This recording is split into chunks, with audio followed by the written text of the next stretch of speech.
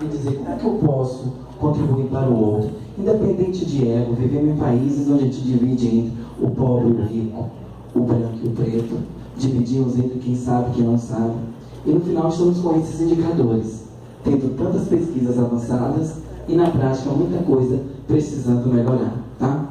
Então, por mais que a gente fale hoje de envolver esses pais no processo do cuidado, né?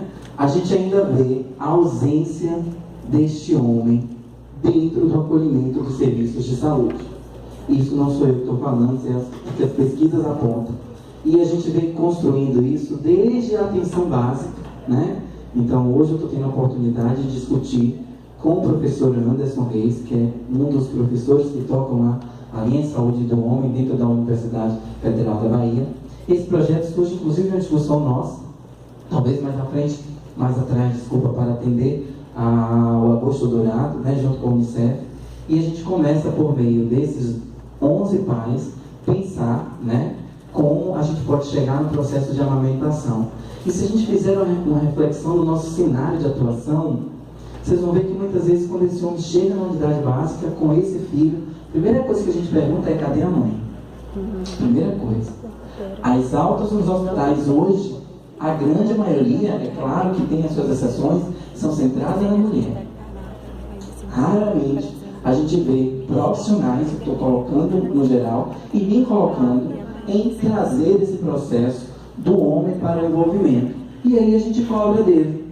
Como? Se muitas vezes ele não tem esse processo ativo dentro da condução, já que a gente precisa de todo esse trabalho, né, com ênfase na família, para que essa criança venha se desenvolver e crescer saudável.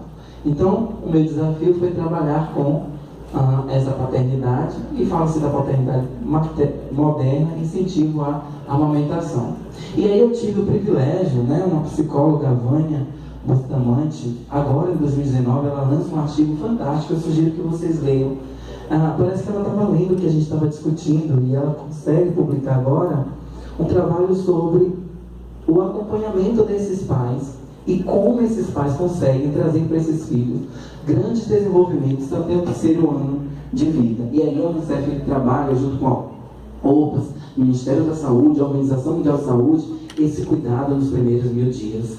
Então, o que são esses 1000 dias dessas crianças? É o primor para que a gente tenha um país, um mundo desenvolvido. Crianças que vão cuidar de nós futuramente, tá? Então, ela traz o surgimento de um novo pai, né, mais participativo no cuidado, ok? Os fatores influenciáveis, as transformações sociais das últimas décadas, né? Embora, e graças a Deus, essa mulher consegue evoluir muito, avançar muito, e fico lisonjeado quando sou convidada a compor uma mesa formada por mulheres e belas mulheres com história, né, na saúde materno-infantil, que vem contribuindo para a elevação de melhorias do cuidado no geral para com essas crianças e contribuindo para os indicadores cada vez melhores. Então, mas no nosso mundo, infelizmente, fazendo a mesma coisa que o homem, ela ainda consegue ganhar inferior, tá? E aí eu sinto a vontade, estava pensando ali, já que esse homem, por conta de uma sociedade, ainda se mostra superior, como a gente pode trabalhar essa superioridade, trazendo para ele essa responsabilidade, no sentido de desenvolver hoje uma paternidade, né, ativa, é uma das palavras do momento, né, desenvolver a paternidade ativa.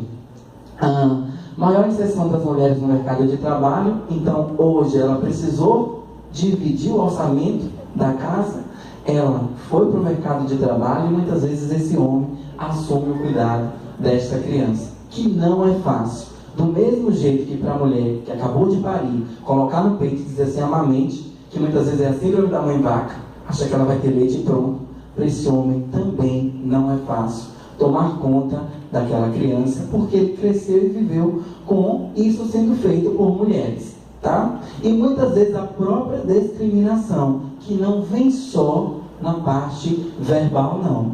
Eu falo isso porque tive maior dificuldade de adentrar em unidades neonatais, né, por ser do sexo masculino. Porque se cuidar de criança era tipicamente de mulheres, trabalhar dentro de unidade neonatal de bebês, isso é tipicamente da enfermeira, tá? Enquanto eu tinha lá o meu neonatologista médico masculino, tá? Então, a gente começa a pensar que paradigma nós estamos e como é que a gente vai conseguir melhorar isso se eu não mudo, talvez, os pré-conceitos que eu trago. E muitas vezes é o profissional de saúde que impõe isso, tá? Quando ele fala, e eu já ouvi, isso é trabalho para a mãe. Eu estou excluindo o pai.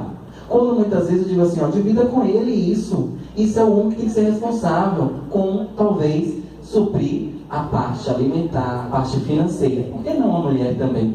Então a gente precisa refletir como eu verbalizo e como no meu cotidiano eu consigo sensibilizar este homem para, tá? Menor tempo, né, das mulheres para as tarefas domésticas e o cuidado com a criança, e essa mulher possa ter maior autonomia. Foram esses os fatores que contribuíram, graças a Deus, para que esse homem se torne mais sensível ao cuidado com seus filhos, tá? E aí Ilan Black e Chernow, ele traz lá um estudo bem antigo de 85, como se daria a interação atual com o pai, né? Esse pai precisa estar disponível para com seu filho. E o que é estar disponível para com seu filho? E aí a gente fala que, eu vejo muito assim, ó, ser mãe é padecer no paraíso, né? É claro que muitas mães estão para um filho, mas nem todos os filhos estão para uma mãe. Já vimos muito isso. Porque sim, existe o lado sensível, sim, desta mulher. Não que o homem não tenha esse lado sensível, mas mãe, ela tem uma capacidade enorme de se doar. E não que o pai não tenha. Talvez a gente não venha ter essa capacidade de enxergar e explorar essa capacidade de se doar.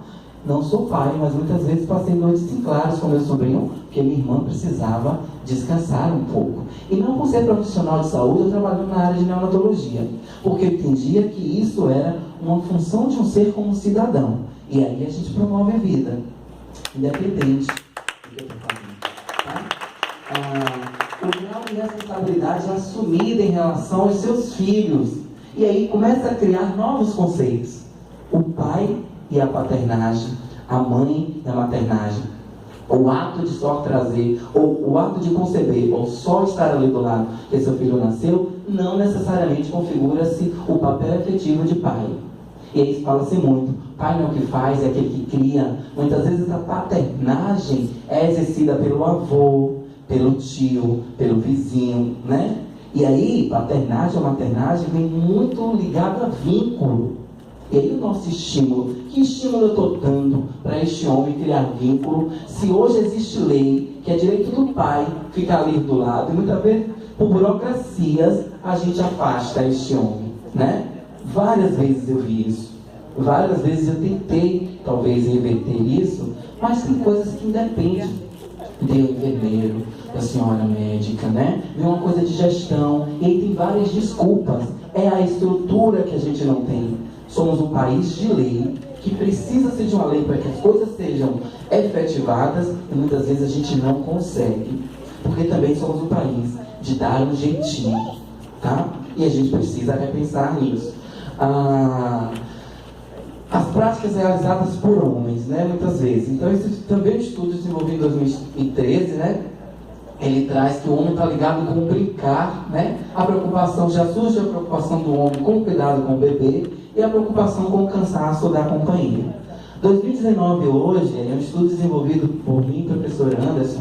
Então, com esses pais e outros envolvidos agora em alguns estudos, a gente já consegue extrair desse discurso auxílio com os cuidados domésticos, a preocupação de homem acerca do cuidado do bebê, ação de cuidados direto com o recém-nascido, e surge aí o auxiliar na amamentação, tá? E a preocupação com o cansaço da companheira. Ribeiro Gomes e Moreira traz uma coisa bem interessante. É preciso mudar a naturalização da figura de pai como homem heterossexual e companheiro da mãe da criança, tanto nas pesquisas quanto nas práticas de saúde, inclusive em formulações pelas Políticas Nacionais de Atenção Integral à Saúde do Homem. Então, é a gente entender que as coisas mudam e que a gente precisa compreender e acompanhar esse processo de mudança, tá? Por fim, para refletirmos como está se dando a divisão das responsabilidades pelo cuidado dos filhos nos trabalhos domésticos em famílias de classes sociais diferentes, porque muita coisa vai interferir, a cultura vai interferir, a faixa etária vai interferir. O que dizer, talvez, desses novos eixos familiares precoces, essas meninas de 14 anos e esses pais de 14 anos, que não viveram ainda a plenitude da sua juventude, mas já têm a responsabilidade de cuidar de outra criança. E como nós, profissionais, estamos trabalhando em equipe para trabalhar esse contexto, que jamais vamos conseguir realizar algo sozinho. Jamais. Por mais que tenhamos hierarquias diferentes e trabalhos e fazeres diferentes, é o nosso conjunto que faz um todo diferente, tá? E por fim, só para finalizar, essa foi a nossa ação, né? Lentes que alcançam a responsabilidade paterna no processo da amamentação. Aí só trazendo um pouquinho, porque já foi até discutido e muito bem falado, não vou me ater a isso, só para justificar. O objetivo era discutir a responsabilidade e participação paterna no processo da amamentação. E aí eu tive o prazer de ter, né, a Escola de Enfermagem com a maternidade Cecília Balbino, junto com o apoio da Unicef, a gente conseguiu envolver 11 pais, né? Esses pais estão sendo convidados agora a serem multiplicadores do processo, para que a gente consiga fazer uma rede de apoio envolvendo só homens nesse cuidado, tá? Sem excluir suas esposas também. Questões norteadoras, né? Foi como eles pretendem ajudar no processo da amamentação do seu filho, e aí a gente começou a montar a exposição. E é interessante porque a exposição, no primeiro momento, ela chama a atenção, né? E chama a atenção mesmo, porque é lindo ver um pai segurando o seu filho, mas por trás dessas fotos, eu que tive a oportunidade de estar presente, vem sensações que não só a fotografia é capaz de descrever. Como, por exemplo, se minha filha vai sair numa foto, eu preciso buscar a melhor roupinha que eu comprei para ela. Isso é cuidar. Preciso colocar nela o melhor laço, porque minha esposa não pode fazer isso agora. Isso é cuidar, tá? Então, nos emocionou bastante fazer essa exposição e todo esse trabalho. Agradeço aqui, publicamente, a enfermeira Rita, por ter aberto as portas da maternidade para unido sim com o termo de consentimento, um trabalho de pesquisa e toda a liberação. Estamos fazendo agora, né? Falta para fechar essa ação uma recepção com eles, e cada pai vai ganhar um quadro no mesmo tamanho da exposição, de 1 metro por 60, de suas filhas, e eles me cobram cotidianamente. Eu fiz um grupo no WhatsApp e todo dia eles me mandam uma pergunta: professor, e aí? Quando vai ser nosso encontro? Tá?